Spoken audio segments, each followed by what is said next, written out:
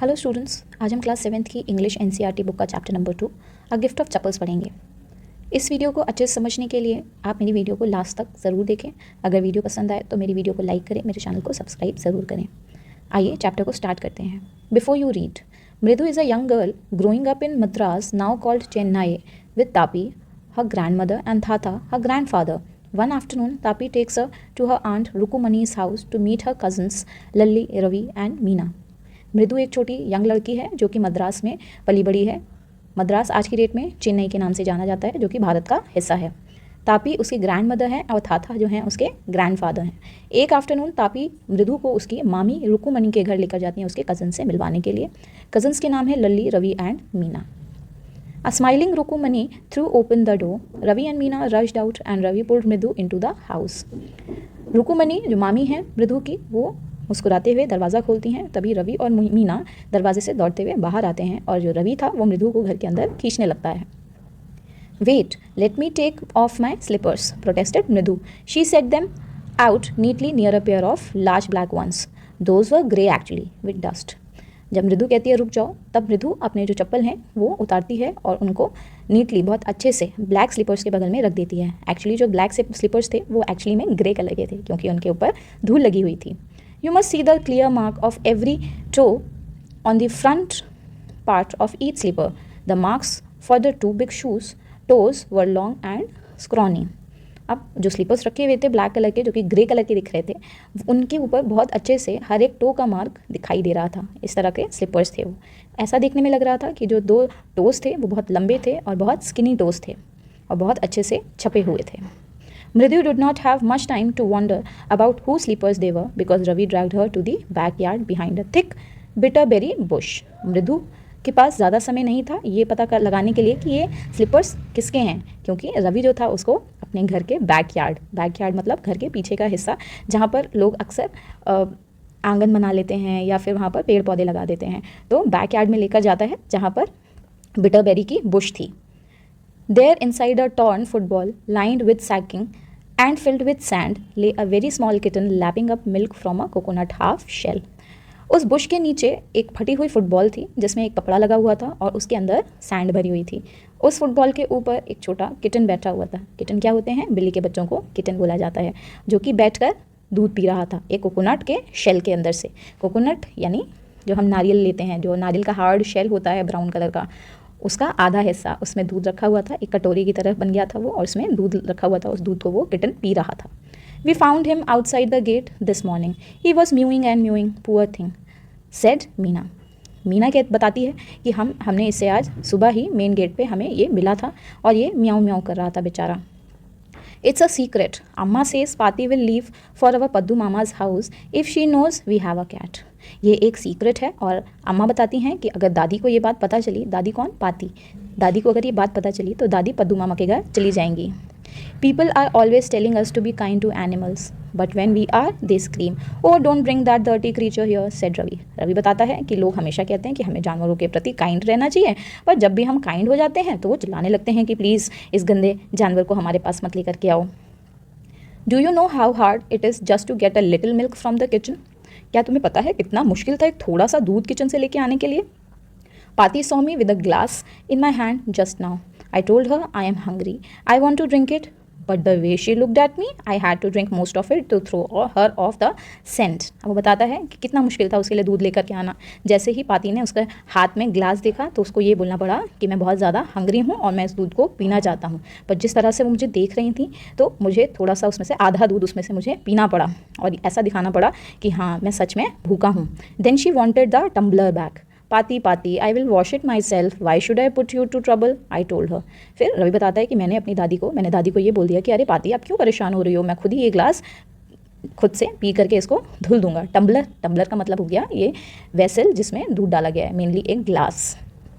I had to run and pour the milk into this coconut shell and then run back and wash the tumbler and put it back before she got really suspicious. बताता है कि मुझे जल्दी से भाग करके इस milk को कोकोनट शेल में ला करके डालना पड़ा और तुरंत ही वापस भाग के जाना पड़ा और उसको धुल के रखना पड़ा, क्योंकि अगर दादी को पता चल जाता तो वो बहुत ज़्यादा सस्पिशियस हो जाती। Now we have to think of some other way to feed Mahendran. वो बताता है कि अब हमें कुछ और तरीका अपनाना पड़ेगा कि इसको खाना कैसे खिलाया जाए।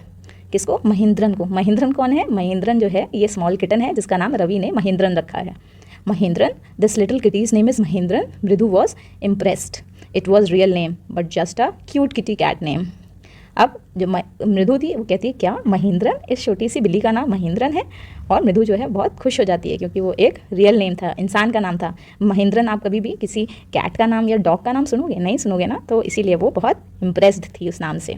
Actually his full name is Mahendra Varma Pallava Poonai, MP Poonai for short if you like. वो बताता है रवि कि एक्चुअली इसका नाम जो है महेंद्र वर्मा पल्लवा पुनई है और तुम इसको शॉर्ट में MP पुनई भी बुला सकती हो। He is fine breed of cat, ये कैट की बहुत फाइन ब्रीड में से है। Just look at her fur like a lion's mane, देखो इसके फर को देखो कितने ज़्यादा अच्छे हैं, बिल्कुल ऐसा लग रहा है जैसे लायन के मेन होते हैं। मेन माने जो गर्दन के पास बाल होते हैं उसको मेन कहते हैं।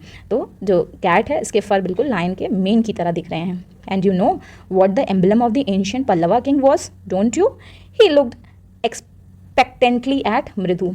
अब रवि जो है, रवि कहता है कि ये जो कैट है इसको जो है ये एंशियंट जो पल्लवा किंग्स थे उनके एम्बलम में इस कैट का इमेज है। और क्या तुम जानती हो? और वो मृदु को सरप्राइजिंगली देखने लगता है और उससे पूछने लगता है क्या तुम जानती हो ये बात? मृदु गिगल, मृदु जो है वो खीखी खीखी करने लगती है। Think I am joking, well just wait I will show you some time. तो वो कहता है तुम्हें लग रहा होगा कि मैं मजाक कर रहा हूँ, ठीक है तुम रुको मैं तुम्हें दिखाता हूँ। It's clear you don't know a thing about history, haven't been to Mahabalipuram have you? अब रवि उससे पूछता है कि ये तो क्लियर हो गया कि तुम्हें हिस्ट्री के बारे में कुछ भी नहीं पता, क्या तुम महाबलीपुरम गई हो? ही सेड मिस्टीरियसली, उसको मिस्टीरियसली पूछने लगता है क्या तुम कभी महाबलीपुरम गई हो? Well then our class went to Mahabalipuram, I saw a statue of this थाथास एट्सेट्रा एट्सेट्रा। फिर बताने लगता है वो अपनी सारी कहानी जो उसने देखा होता है वो उसको था करके, मतलब कि जिसको हम ब्ला ब्ला कहते हैं, वो बताने लगता है। तो वो बताता है कि मैंने एक स्टैचू देखा etcetera etcetera. Fact is Mahendran here is descendant from that very same ancient cat. अब वो बताता है कि फैक्ट ये है ये जो महेंद्रन है ये उस एंशियंट कैट का डिसेंडेंट है। डिसेंडेंट क्या होता है? जो पूर्वज होते हैं उसको डिसेंडेंट कहते हैं। A close relative scientifically speaking of none other than lion. वो बताता है कि देखो साइंटिफिकली बात करी जाए तो ये जो कैट है ये एक तरह से लायन की रिलेटिव है। The Pallava lion emblem of the Pallava dynasty. वो कहता है कि जो पल्लवा के जो एम्बलम में जो लायन बना हुआ है पल्लवा डायनेस्टी का, तो वो जो लायन है वो बिल्कुल इस कैट का रिलेटिव है। तो ये कैट क्या है? उस लायन के डिसेंडेड है।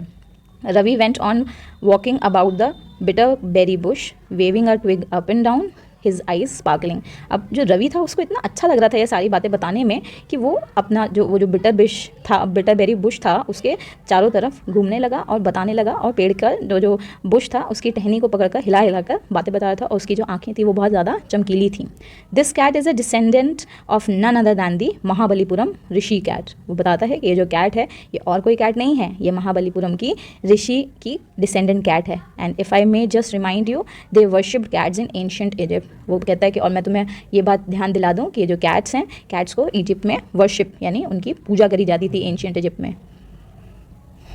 How he loved the sound of his own voice, Meena and मृदु एक्सचेंज लुक्स। अब मीना और मृदु रवि की सारी बातें सुन रहे थे और एक दूसरे को देखते हुए उन्होंने लुक्स एक्सचेंज किए और ये बात लुक्स में बताई कि उसको कितना अच्छा लग रहा था अपनी वॉइस को सुनना।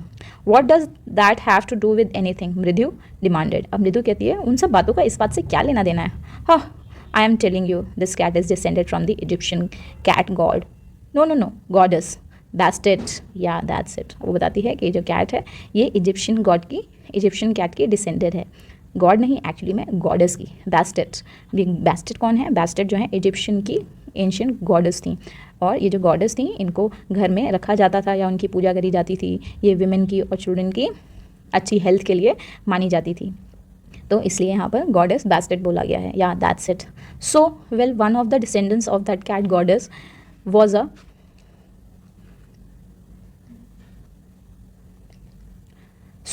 one of the descendants of that cat goddess was a stowaway in one of the Pallava ships, and his descendant was the Mahabalipuram Rishi cat, whose descendant it is.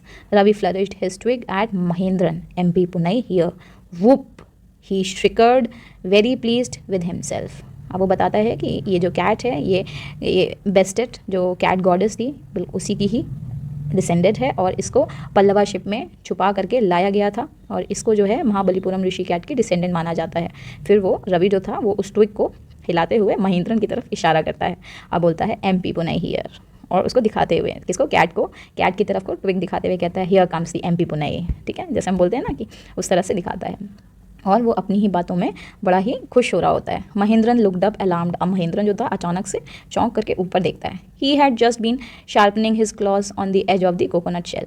जो महेंद्रन था वो क्या कर रहा था, वो अपने जो क्लॉज यानी जो नाखून होते हैं उसको कोकोनट शेल के ऊपर घिस रहा था, उनको और शार्प कर रहा था। But worse than Ravi's awful वू एक वॉज अ क्रीच।